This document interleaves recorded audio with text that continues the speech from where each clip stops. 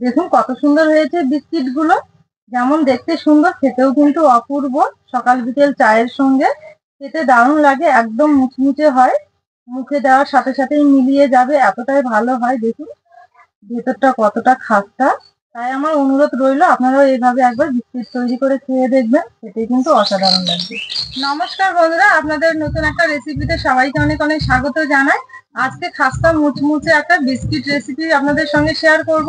আর এই বিস্কিটটা যেমন ভাবে দেখতে সুন্দর, মুখে দেওয়ার সঙ্গেই কিন্তু মিলিয়ে যাবে, খেতেও অসাধারণ লাগবে। তাই আমার অনুরোধ রইলো, ভিডিওটা কোথাও না টেনে শুরু থেকে শেষ পর্যন্ত দেখার। আশা করছি আজকে রেসিপি আপনাদের অনেক বেশি ভালো লাগবে। তাহলে চলুন এবার বিস্কিট তৈরি করতে শুরু করে দেন। আমি একটা বড় বাটি নিয়েছি, এবার বাটিতে নেব আমি এই ছোট বাটি মেপে এক বাটির একটু কম ঘি। তবে আজকের উপকরণগুলো নেব আমি এই বাটি মেপে। তো ঘিটা একটা বড় বাটিতে ঢেলে নিলাম। আর নেব ওই বাটির মাপ করে এক বাটি চিনির গুঁড়ো। তো চিনির গুঁড়োটা আমি মিক্সিতে ভালো করে গুঁড়ো করে নিয়েছি, এবারে ঘিয়ের মধ্যে ঢেলে নেব। এবার ঘি আর চিনির গুঁড়ো খুব ভালো করে মিশিয়ে নেব। তো দেখুন একটু সময় নিয়ে ঘি আর চিনির গুঁড়োটা খুব ভালো করে আমি মিশিয়ে নিয়েছি একসঙ্গে। এবার এতে দেব আমি ওই বাটি মেপে 2 বাটি ময়দা। তো আমি এখানে ময়দা দিয়ে করছি, আপনারা যদি মনে করেন গমের আটা দিয়েও কিন্তু করে নিতে পারবেন, সেক্ষেত্রেও খুব ভালো হবে। 1 বাটি ময়দা দিয়ে দেব। এবার সামান্য পরিমাণে লবণ দিয়ে দেব, 2 চিমটির মতো দেবো অল্প একটু বেকিং পাউডার, তবে বেকিং পাউডারই দেবেন, সোডা দেবেন না। আর দেবো এখানে এলাচ গুঁড়ো, 3টে এলাচ আমি গুঁড়ো করে নিয়েছি, আধ ভাঙা করে নিয়েছি। এই এলাচ গুঁড়োটা দেওয়ার জন্য কিন্তু খুব সুন্দর একটা ফ্লেভার আসবে। এবার সবকিছু উপকরণ খুব ভালো করে মেখে নেব। তো এখানে এগুলো মেখে নেওয়ার জন্য কিন্তু কোনো রকমের জল বা দুধ ব্যবহার করা যাবে না, শুধু ঘি দিয়ে মেখে নিতে হবে। তবে আমি এখানে ঘি ব্যবহার করেছি, আপনারা যদি মনে করেন সাদা তেল দিয়ে করবেন তো সেক্ষেত্রেও খুব ভালো হবে। এবার খুব ভালো করে একটু সময় নিয়ে মেখে নিব সবকিছু।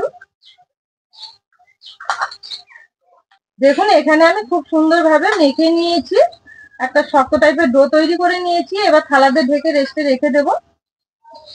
যে থালাতে করে আমি বিস্কিটটা ব্রেড হতে দেব, এবার এই থালাতে একটা খাতার পেজ নিয়ে খাতার পেজটার মধ্যে একটু তেল লাগিয়ে নেব।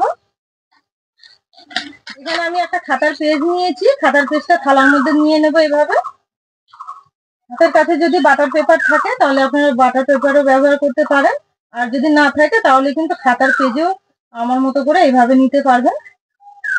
বেশি করে একটু তেল লাগিয়ে নিতে হবে। দেখুন এখানে কিন্তু বাটার পেপার আমার একদম রেডি হয়ে গেছে বিস্কিট গুলো ব্রেড করে নেওয়ার জন্য। এবার ঢাকা তুলে আমি এখান থেকে ছোট করে লেচি কেটে নিয়ে বিস্কিটের শেপে তৈরি করে নেব। প্রথমে এইভাবে গোল করে নেব, তারপরে একটু লম্বা করে নেব এইভাবে।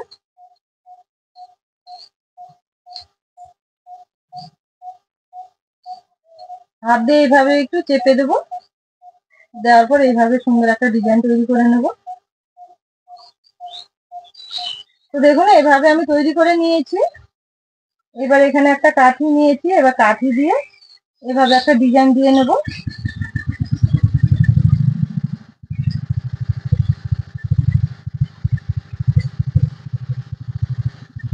তো আপনারা পছন্দ মতো কিন্তু যে কোনো ডিজাইন তৈরি করে নিতে পারেন। এখানে আমার একটা রেডি হয়ে গেছে, এবার সরাসরি যে থালাতে করে ব্রেড করতে দেবো সেই থালাতেই নিয়ে নেব। তো একইভাবে আবারও একটা রেডি করে নেব।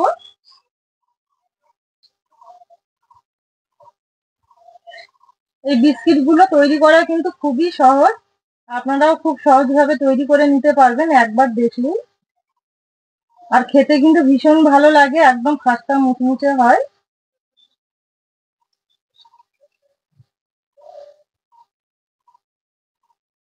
আবারও একইভাবে কাঠি দিয়ে গেঁথে দেবো এইভাবে।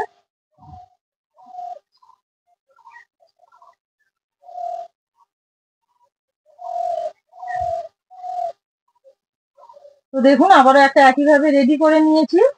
বাকিগুলো কিন্তু এইভাবেই রেডি করে নেব। আর এগুলো কিন্তু একটু ফাঁকায় ফাঁকায় রেখে দিতে হবে।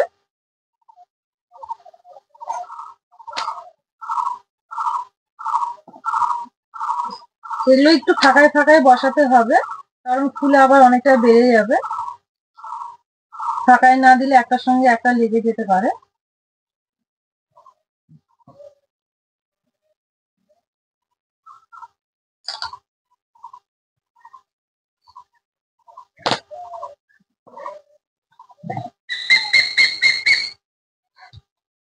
এখানে আমি সম্পূর্ণ বিস্কিট গুলো কিন্তু খুব সুন্দর করে তৈরি করে নিয়েছি।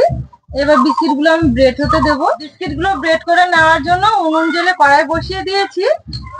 এবার কড়াইয়ে আমি একটা খাতার পেজ দিয়ে দেবো মাঝখানে এইভাবে। তো দেখুন এইভাবে দিতে হবে। এবার এখানে আমি একটা স্ট্যান্ড নিয়েছি, স্ট্যান্ডটা মাঝখানে বসিয়ে দেবো, সমান করে দিতে হবে। এবারে বিস্কিটের থালাটা মাঝখানে এইভাবে বসিয়ে দেবো। দেওয়ার পর একটা থালা দিয়ে ভালো করে ঢেকে দেবো, মানে মাঝামাঝি এই সময় উনুনের আঁচটা রাখতে হবে। তো রেখে এখানে আমি 12 থেকে 15 মিনিট ব্রেড করে নেবো, তাহলে কিন্তু বিস্কিট গুলো হয়ে যাবে। এবার অপেক্ষা করব বিস্কিট গুলো যতক্ষণ না ব্রেড হচ্ছে। আমার চ্যানেলে যারা নতুন, যারা সাবস্ক্রাইব করেনি, প্লিজ একবার সাবস্ক্রাইব করে দেবেন। আমাদের এই রেসিপি গুলোতে কিন্তু সাবস্ক্রাইব করার জন্য অনেকটাই উৎসাহ জাগে। আর নিত্য নতুন কোনো রেসিপি যদি দেখতে চান প্লিজ আমাকে কমেন্টে জানাবেন, অবশ্যই সেগুলো কিন্তু খুব তাড়াতাড়ি রিপ্লাই দেবো। এখানে আমি বিস্কিট গুলো 15 মিনিটের মতো ভালো করে ব্রেড করে নিয়েছি। এবার ঢাকা তুলে দেখে নেব। দেখুন বিস্কিট গুলো কিন্তু পুরোপুরি এখানে ব্রেড করে নেওয়া হয়ে গেছে, আর কতটা সুন্দর লাগছে দেখতে। তবে এখন একটু নরম আছে, যখন ঠান্ডা করে নেওয়া হবে তখন কিন্তু একদম শক্ত আর মুচমুচে হয়ে যাবে। তো এবার সারাশি ধুয়ে খুব ভালো করে কিন্তু সাবধানে একটু নামিয়ে নিতে হবে। এবার বিস্কিট গুলো পুরোপুরি ঠান্ডা করে নেব। তো দেখুন এখানে বিস্কিট গুলো কিন্তু আমি ভালো মতোই ঠান্ডা করে নিয়েছি, তবে আরো ঠান্ডা হবে। আমি একটা আপনাদের তুলে দেখাচ্ছি, দেখুন কতটা সুন্দর হয়েছে। এই যে দেখুন। এবার আমি একটা প্লেটে তুলে নেব। আপনারাও অবশ্যই এভাবে একবার বাড়িতেই বিস্কিট তৈরি করবেন, দেখবেন খেতে কিন্তু দারুণ লাগবে। বিস্কিট গুলো খুবই টেস্টি হয় আর মুচমুচে হয়। একইভাবে সম্পূর্ণ বিস্কিট গুলোই তুলে নেব। তো বন্ধুরা দেখলেন আজকে বিস্কিটটা কিভাবে তৈরি করলাম। এইভাবে বিস্কিট তৈরি করবেন, আর এই বিস্কিট গুলো তৈরি করা কিন্তু খুবই সহজ আর খুব অল্প উপকরণে তৈরি করে নেওয়া যায়। আপনারাও এইভাবে বিস্কিট তৈরি করে নেবেন, আর একসঙ্গে অনেকগুলো বিস্কিট তৈরি করেও কিন্তু আপনারা এয়ার কন্টেন্ট একটা বয়ামের মধ্যে ভরে অনেকদিন রেখেও ঘরে রেখেও খেতে পারবেন। এতটাই ভালো লাগে সকাল বিকেল চায়ের সঙ্গে, বা সকালে একটু বিস্কিট খেয়ে জল খেলেও কিন্তু ভীষণ ভালো লাগে। আর বানানো তো খুবই সহজ, আপনারা দেখলেন। অবশ্যই এভাবে একবার তৈরি করে খেয়ে দেখবেন, খেতে কিন্তু অসাধারণ লাগবে। বাড়ির ছোট বাচ্চারাও খেতে খুব পছন্দ করবে।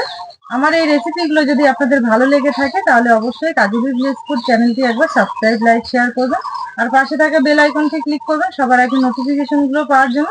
ফেসবুক পেজ থেকে দেখলে পেজটা অবশ্যই ফলো করবেন।